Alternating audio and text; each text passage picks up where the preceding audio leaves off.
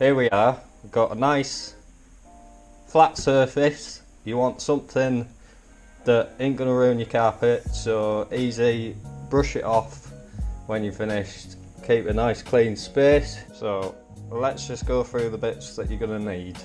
Firstly, as you can see in front of me, I've got some soil. You're gonna need some seeds, which you probably find at a supermarket. If not, you'll have to order some online, but they're not very expensive. You get some for about £2–3. So soil, seeds.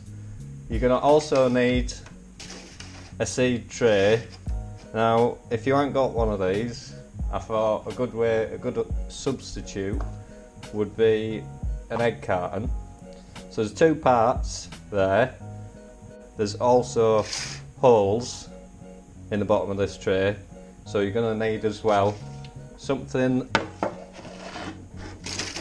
which is waterproof to put underneath it, so when the tray goes onto the windowsill it's not going to make a mess. So got everything we need: soil, seeds, seed tray, waterproof tray to go underneath, or if you haven't got that, egg carton and the lid of the egg carton to go underneath. You're going to need soil which is quite moist but not waterlogged, so if you get it in your hand like that and you just crumble it over, that's the sort of composition that it's going to need to be. Okay, so put that into your seed tray.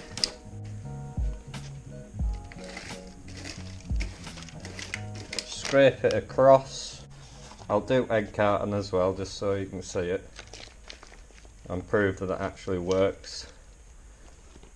Get your soil. And the thing with the soil is, right, you don't need a brand new bag of compost. If you've got a garden, just go outside, dig down maybe a couple of inches, put it in a bag, as long as it's not too stony and really dry. Okay, so we've got 2 seed trays on go here. That's step 2. So you put your soil into the tray. Next thing you're going to need to do is step 3. Get your pencil and just poke a few little holes into the spaces that you've got. Think about how big your seeds are going to be.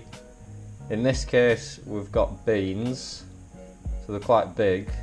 I've got two types of beans. I've got dwarf beans and what's the other one? Broad beans. So nice and simple.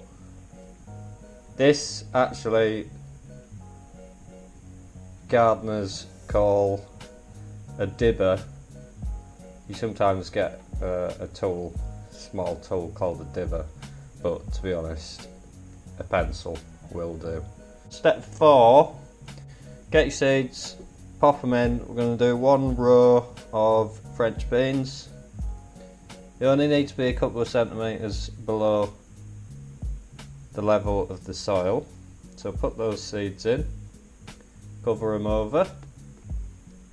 The thing is, if they're too far down they won't be able to find the light and germinate properly, so just make sure that they're a couple of centimetres below and that will be fine. We've got that side, French beans. Just to say at this point, if you've got something like lettuce which comes in really small seeds, a lot smaller than the ones that we've got here. These are quite big compared to normal seeds.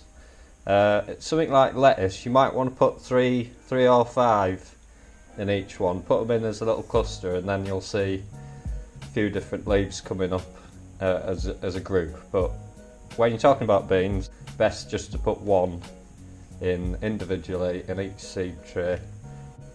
Put broad beans in too. Cover them over. Okay, so as you can see, that was a really simple process. 4 steps.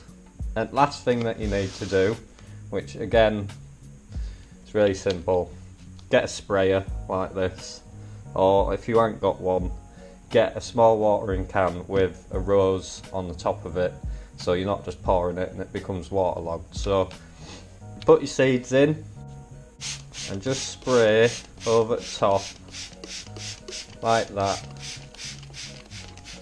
not so it's waterlogged. As I said, just make sure it's nice and damp.